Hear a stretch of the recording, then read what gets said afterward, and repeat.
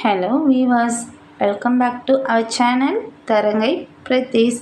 இன்றைக்கி பார்த்தா வெள்ளிக்கிழமை எடுத்த பதிவு தான். ஆனால் இன்றைக்கி வெள்ளிக்கிழமை பூஜையை பற்றி இல்லை, என்னுடைய பூஜை அறை எப்படி இருக்குது, நான் என்னென்ன சுவாமி படங்கள்லாம் வச்சு பூஜை பண்ணுறேங்கிறது தான் இன்றைய பதிவு உங்களுக்கு கொடுத்துருக்கேன்.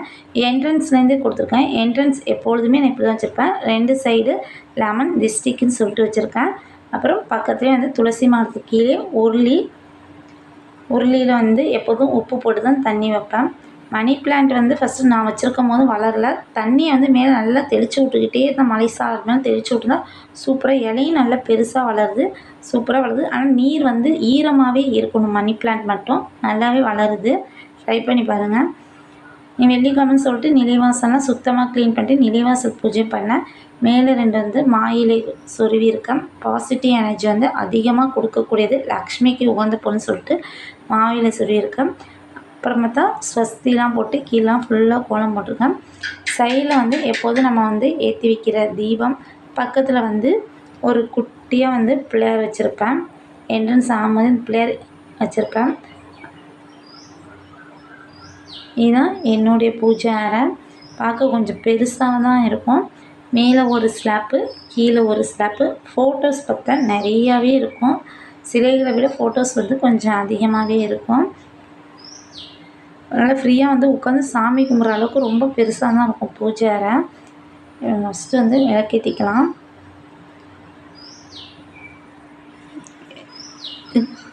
குபேரர் ஃபோட்டோ நான் வடக்கு முகம் பார்த்து வச்சுருக்கேன். இது நான் எப்போதும் வியாழக்கிழமையில் வச்சுருப்பேன். கீழேயும் 108 5 ரூபாய் நாணயம் அதை வச்சு தான் நான் பூஜை பண்ணேன். என்கிட்ட குபேர நாணயம், அதனால் 5 ரூபாய் நாணயத்தை தான் பூஜை பண்ணிக்கிட்டு வரேன். கீழே ஒரு சின்ன குட்டியாக ஒரு பிள்ளையாரும் குபேரர் மூட்டை தூக்கிட்டு போகிற மாதிரி ஒரு பொம்மை ஒன்று அழகாக இருக்கும் அந்த பொம்மை பார்க்குறதுக்கு. அப்புறம் எந்திரம் வரைஞ்சிருப்பேன். என்கிட்ட எந்திரம் இல்லாதனால எந்திரத்தை மஞ்சள் சந்தனம் கலந்து வரைஞ்சிருவேன். இது மேலே 5 ரூபாய் நாணயம் வச்சு மஞ்சள் குங்குமம் எல்லாம் வச்சு டெய்லி வியாழக்கிழமை பூஜை பண்ணிட்டு அந்த 5 ரூபாய் நாணயத்தை நம்ம எங்கே பணப்பெட்டி காசு வைக்கிறோமோ அதில் எடுத்து வச்சுட்டு நெக்ஸ்ட் வீக் நான் பூஜை பண்ணும்போது திருப்பி அந்த இடத்துல வச்சுட்டு அந்த பூஜை பண்ண அந்த காசை எடுத்து வச்சுக்கிட்டு இருப்பேன்.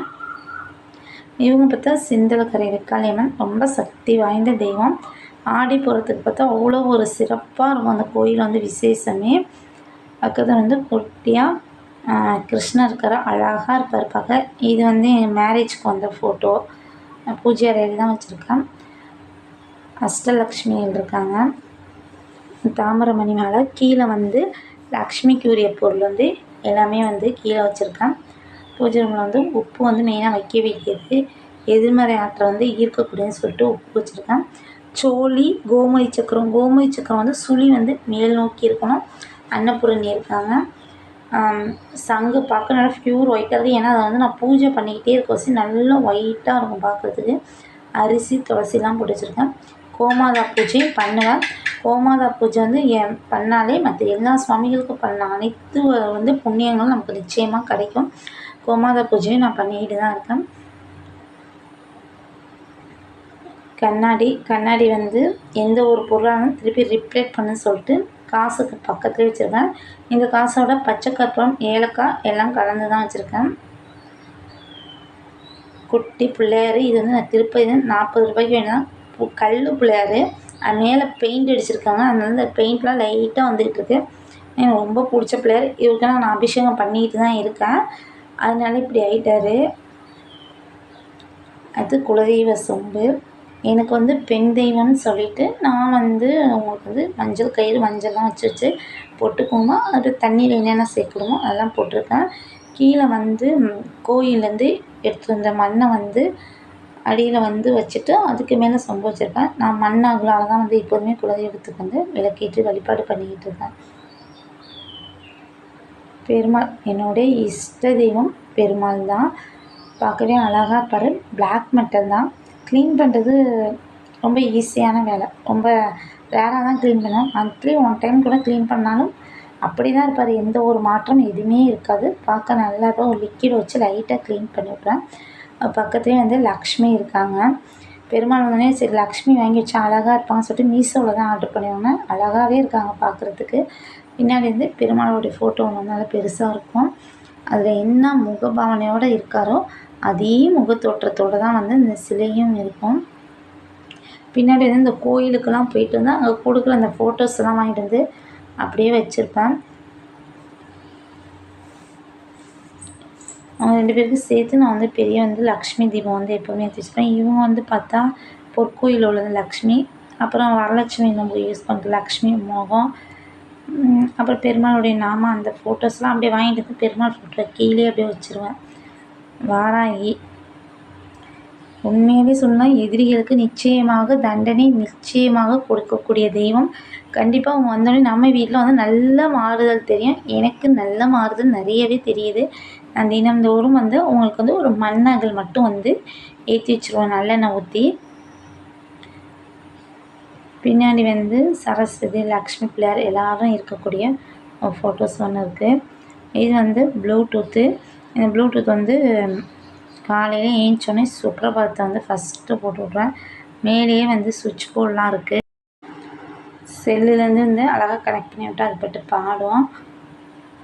இது வந்து ராமர் பெட்டி. இது வந்து கல்யாணத்துக்கு வந்து மாப்பிள்ளை வந்து கோச்சிட்டு போகும்போது இந்த ராமர் பெட்டிலாம் வந்து கொடுத்து தான் வந்து கூப்பிட்டு வரணும். அப்போ இது வந்து என் கல்யாணத்துக்கு கொடுத்த ராமர் பெட்டி. இதுக்குள்ளே நான் அந்த நாமக்கட்டி இதெல்லாம் எல்லாம் வச்சுருக்கேன்.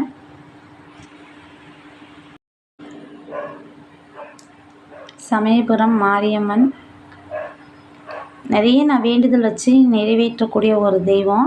அடிக்கடி சமயபுரம் கோயிலுக்கு வந்து நான் வந்து போயிட்டு வருவேன். இது வந்து நான் வந்து பணம் எப்போதுமே இந்த டப்பாவில் தான் வைப்பேன். இதில் வந்து நான் என்னென்ன பொருள்லாம் வந்து பணத்தோடு சேர்த்து வைக்கிறேங்கிறது ஒரு பதிவு ஒன்று கொடுக்குறேன்.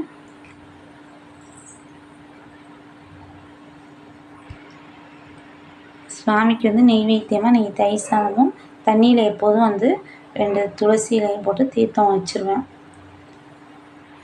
அடுத்து வந்து இது வந்து கீ ஸ்லாப்பு. ஒரு சின்னதாக ஒரு குடை. இது வந்து பிள்ளையார் சுற்றிக்கு வந்து பிள்ளையாருக்காக நான் செஞ்சு வச்சது. அப்புறம் ஒரு குபேர உண்டியல் ஒன்று. திருப்பதிக்கு வந்து போகும்போது இதில் வந்து காசு போட்டு திருப்பதிக்கு எடுத்து போய் போடுறதுக்காக அந்த உண்டியல் தனியாக இருக்குது. இது வந்து சதுரகிரியில் வந்து சிவன் இருக்குது. அதில் வந்து அன்னபூரணி பிள்ளையார் பார்த்தா பெண் தோட்டத்தில் புடவை கட்டிக்கிட்டு இருக்க மாதிரி இருப்பார். அந்த ஃபோட்டோ வந்து நான் வச்சுருக்கேன்.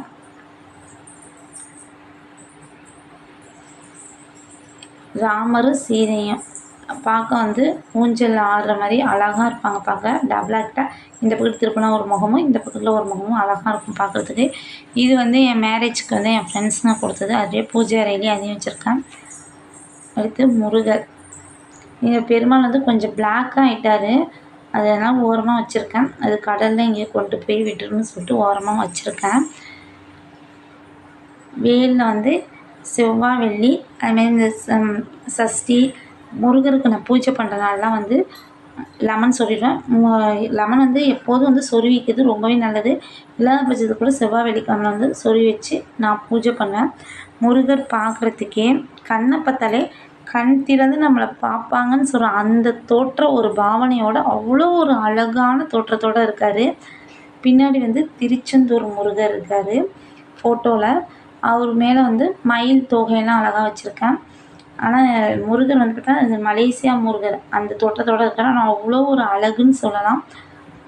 அடுத்து பக்கத்துலேயே வந்து சிவனும் நந்தியும். பேக் சைடு வந்து சிவனோட ஃபேமிலி டோட்டலாக அப்படியே இருக்காங்க. இது முருகருக்கும் சிவனுக்கும் சேர்த்து முன்னாடி வந்து தீபம் ஒன்று ஏற்றி வச்சுருக்கேன். சைடில் வந்து சாய்பாபா. இந்த சிலையை தான் வந்து நிறைய அபிஷேகம் பண்ணி நான் வீணாக்கி வச்சுட்டேன். பின்னாடி ஃபோட்டோ இருக்குது. அதனால தான் வந்து ஜலத்தால் மட்டும் சிலைகளுக்கு அபிஷேகம் பண்ணுங்கன்னு சொன்னேன். பித்தாளையாக இருந்தால் பிரச்சனையே இல்லை அபிஷேகம் பண்ணுறதுக்கு. வந்து ஓம் சக்தி ஃபோட்டோ ஒன்று இருக்குது. பூஜை ஜாமான் வந்து சைடில் தான் வச்சுருப்பேன். இவ்வளோ தான் வந்து என் பூஜை அறையில் உள்ள சாமி சிலைகள். இந்த பதிவு வந்து உங்களுக்கு பிடிச்சிருந்துச்சின்னா தரங்கை பிரீத்திஸ் உங்கள் சேனல் லைக் பண்ணுங்கள், ஷேர் பண்ணுங்கள், சப்ஸ்கிரைப் பண்ணுங்கள். Thank you friends.